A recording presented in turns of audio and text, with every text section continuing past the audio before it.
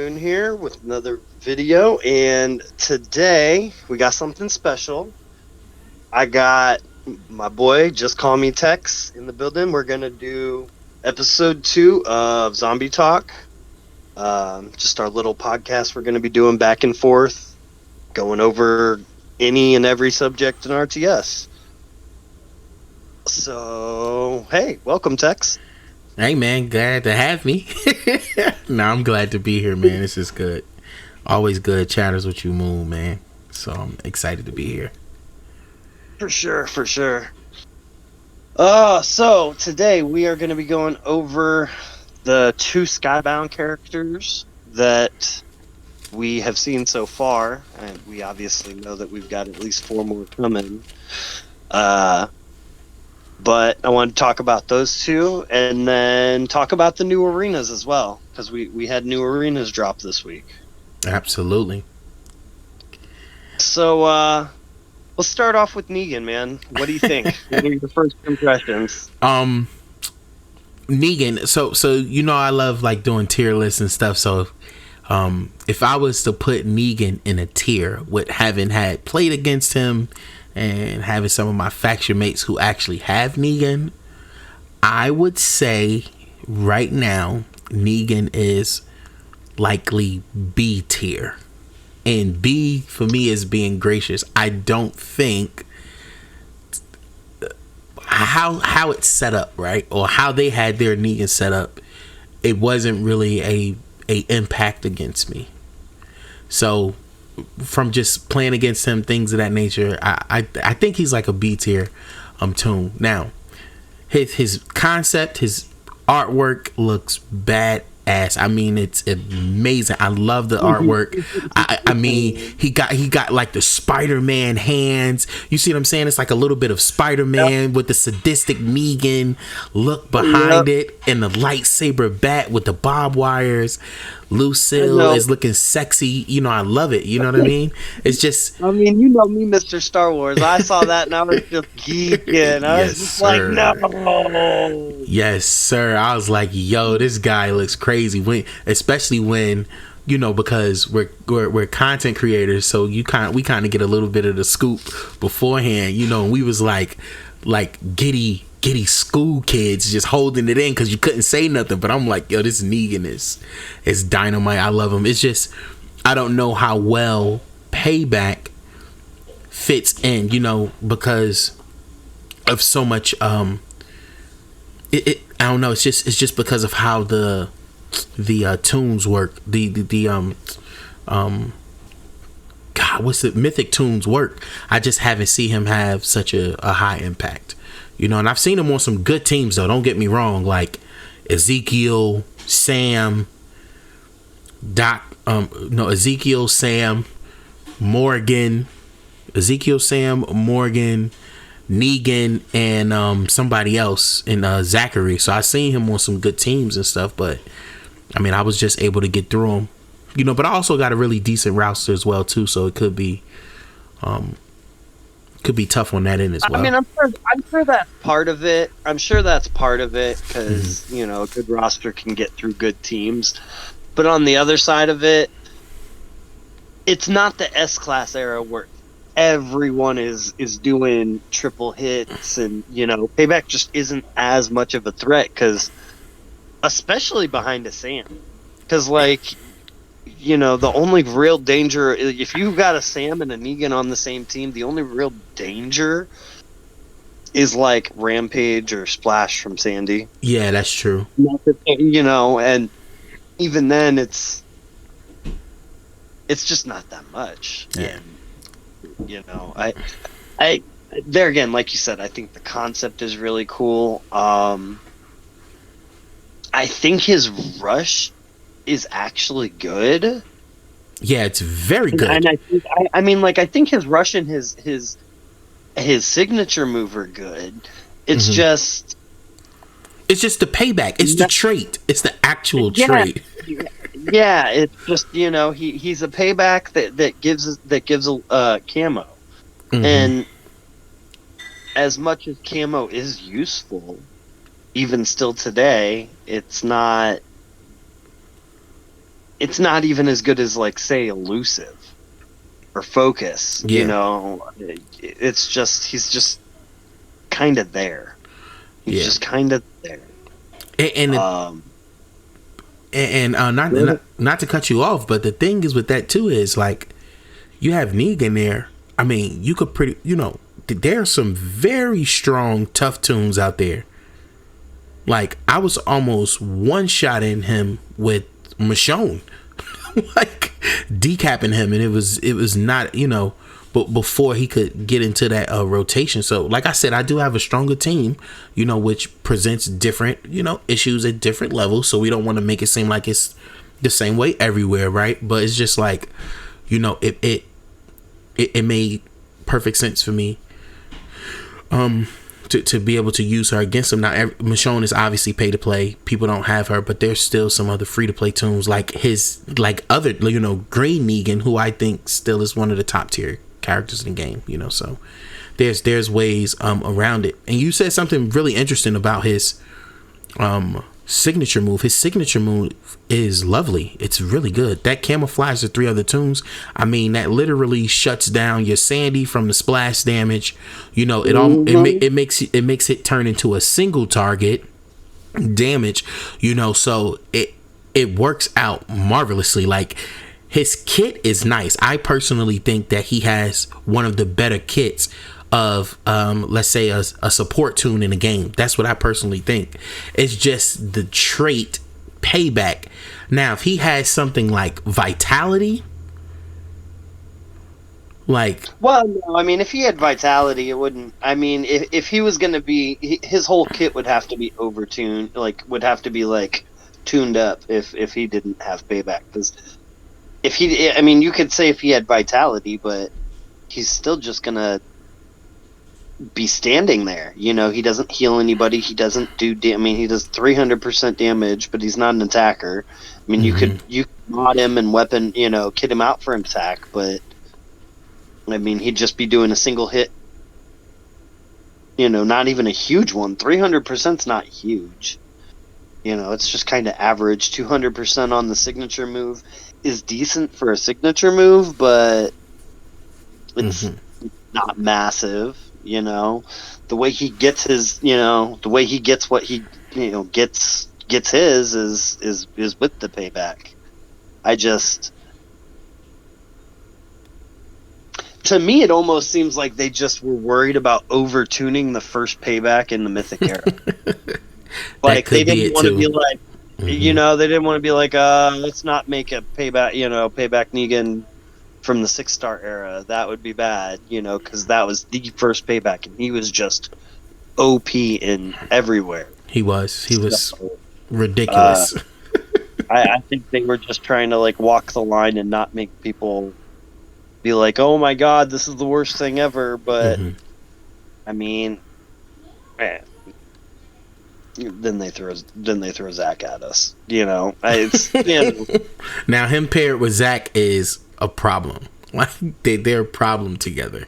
Him, Zach, and Sam together is a problem, man. Yeah. It's tough. Having all 3 of them on one team is problematic. And if you throw them behind a Mercer or somebody, oh my god, man, it's tough.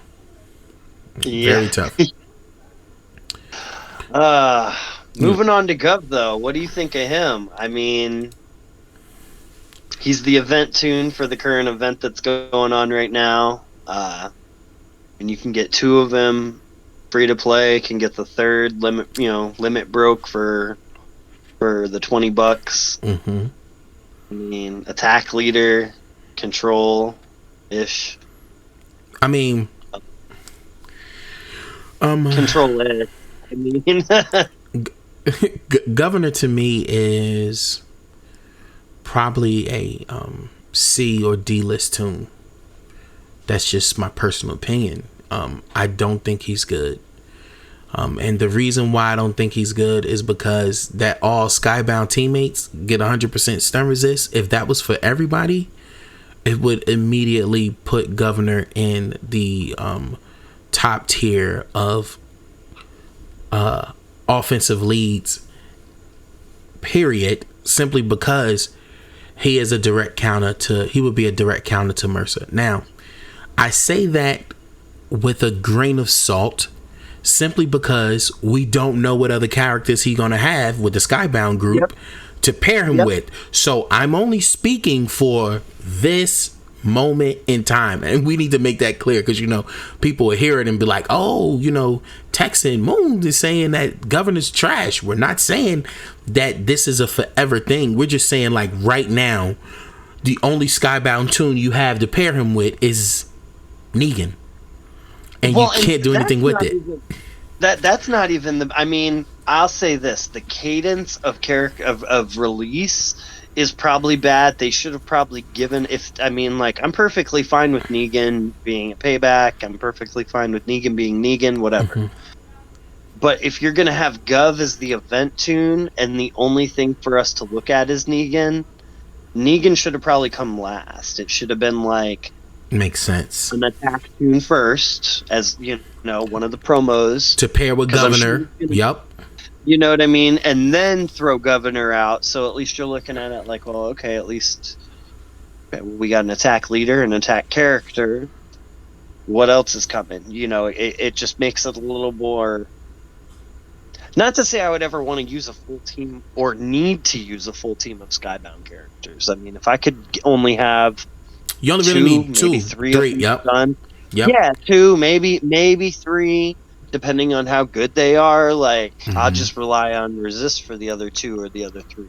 Yep.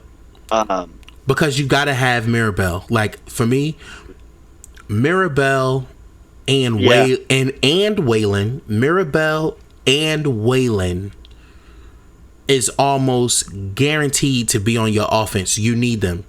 Especially with how tanky these toons are and with how tanky the weapons can be, you can't play without them too. So you remove those two slots right there because it's automatically going to them, and then you only got 3 slots left, and those need to be hard hitting Skybound toons that you can get access to and get your hands on, man. So yeah, well, and that's the thing. If they are damage dealing. I mean, it's already a 30% attack boost. Then they're getting the 100% stun resistance, but there's also the which passive is it?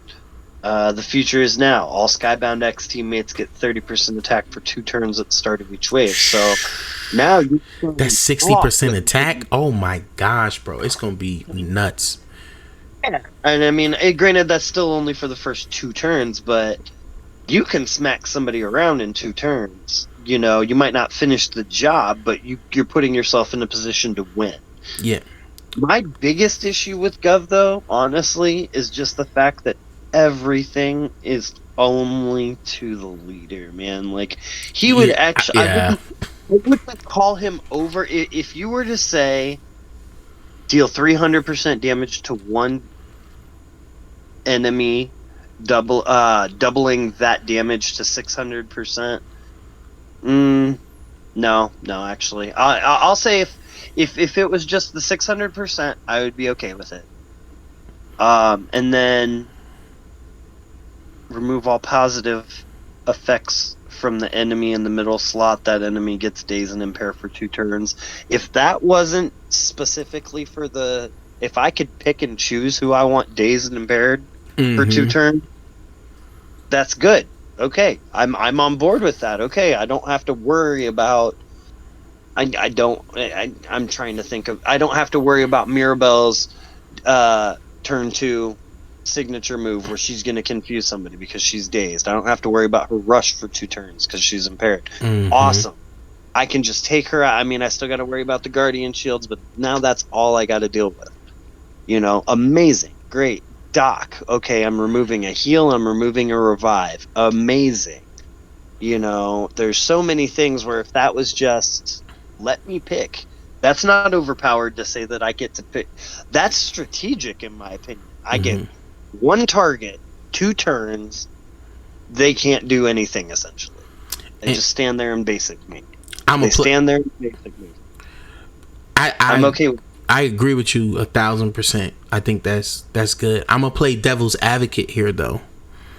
You're in the meeting, big wigs, Skybound. We're sitting in the meeting. We're talking over governor, with other developers and things of that nature. And I think, let's just, jump into the mind real quick. I think the idea here is to get rid of the leader before the leader, let's say, active abilities could pop, because this almost seems like a direct counter to Mercer, right? Because he's being used a whole lot. This also seems like a semi counter to Zeke.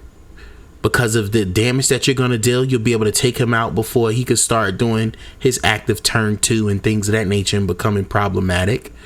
You could deal with the defensive down. That's not an issue. But it seems like, I'm in this meeting. This is what this character job is supposed to be. Because even his weapon is geared towards. So it's like he's doing almost 1,000% damage to the middle target. Which takes out that leader, which is right now, defensive leaders are very powerful. It's just that the defensive side of the game is very powerful. I'm not gonna.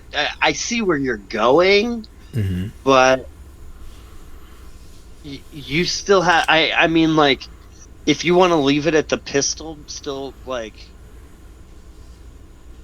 Just give me the pistol as the main thing that makes me want to focus. Makes sense. I don't need his whole kit geared towards. It reminds me a lot of Sergio. I've made the joke a couple times. It reminds me a lot of Sergio, where it's just all very, very. I mean, okay, yeah, you're smacking around a leader. But if the idea is to get rid of these leaders before they become a problem, so turn 1 killing them, turn 1, turn 2, you're essentially saying that after that nothing matters for this character, in my mind. And that's kind of how I looked at Sergio. Was if you're playing with him for that 10% at 1,000% damage. Makes sense. That's true. You're not looking at it like, oh, I'm going to hit that 100% damage on his rush. That's not, I'm going to hit that 90% chance. No, you're saying I'm going to hit that 10% for that, 1,000% smack in your face. And that's just not good. I want to be able to, if I'm in a bad spot, if say I take out Zeke turn 2, turn 4 rolls around, I'm in a spot where I could really use some daze or really use some impair. Zeke's dead. Yep, it's nothing you can do with it. You can't even use it. You know what I mean? Yep, that's what you're saying. And that's how I look at it. And the thing is, I actually really like his passives. Future is now that 30% attack for 2 turns at the beginning of each wave. Yep. I like that.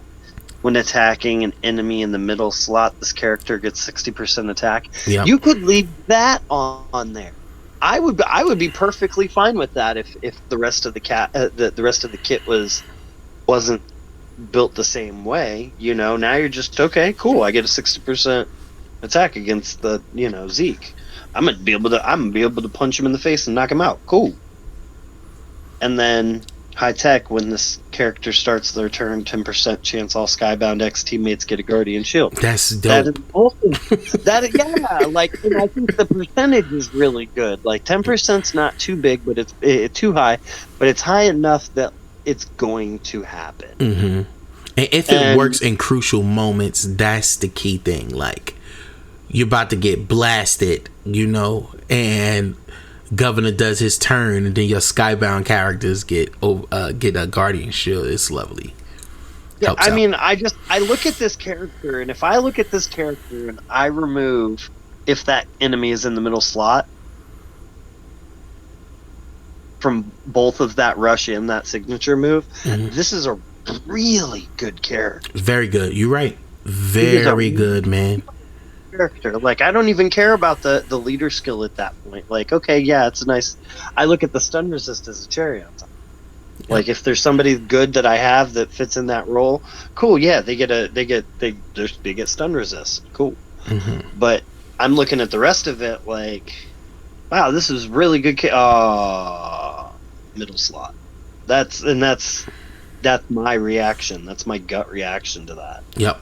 And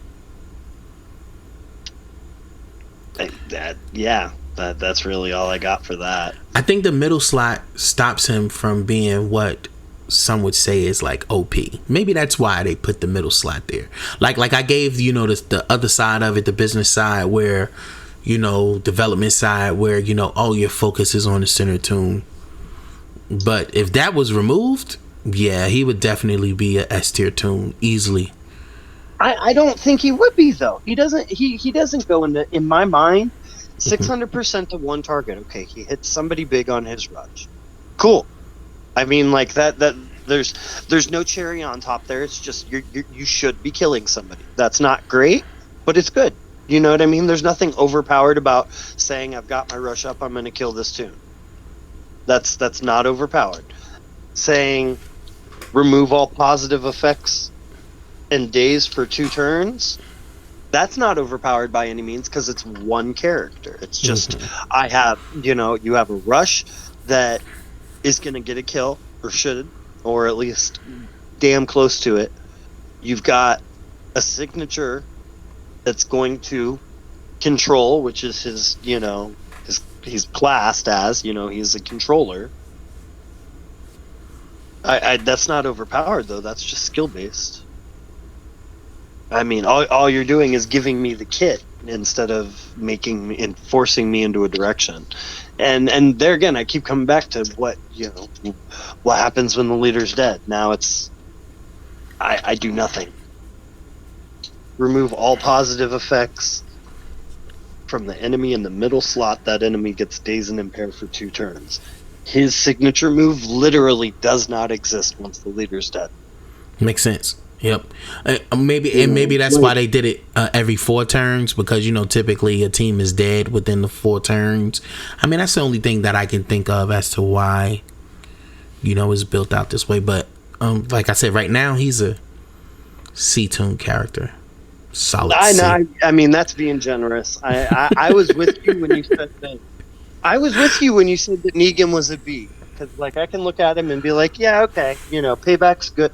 Payback in itself is probably regardless of the kit, probably a C plus or like a C minus tier. His kit probably brings it up to a B. I could agree with that.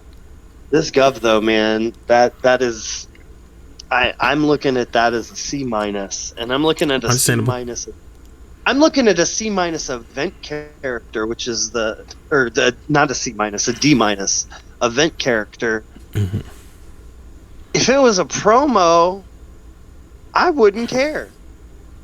But I'm going to be having 2 of him, and he's just going to be sitting there. Makes sense. Because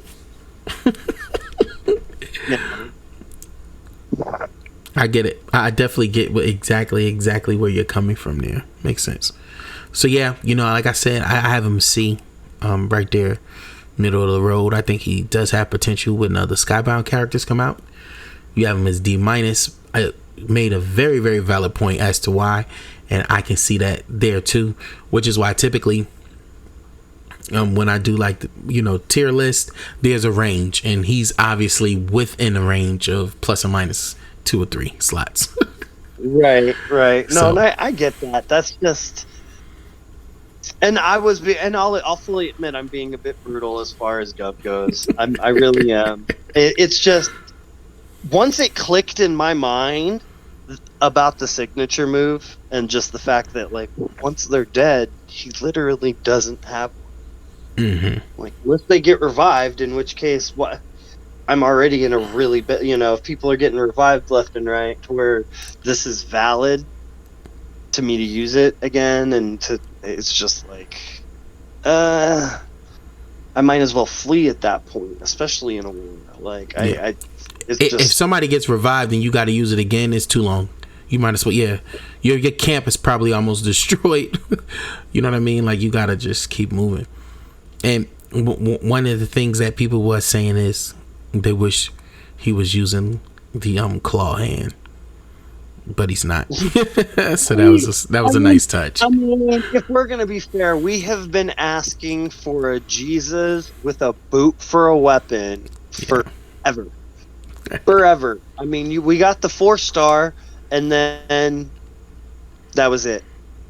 That's true. I want a shiny boot on Jesus. That would be dope. That would be real good. His left foot's just glowing dark blue. That'd be awesome. Yeah, that definitely would be. What? All right, guys. So that was episode 2 of Zombie Talk with myself and Just Call Me Tex. If you got to the end, actually, you know what, guys? If you got to the end of this, comment the number 1. I want to see how many of you guys actually got to the end of this. But that being said, I want to thank my bud Just Call Me Tex for joining me, and anytime.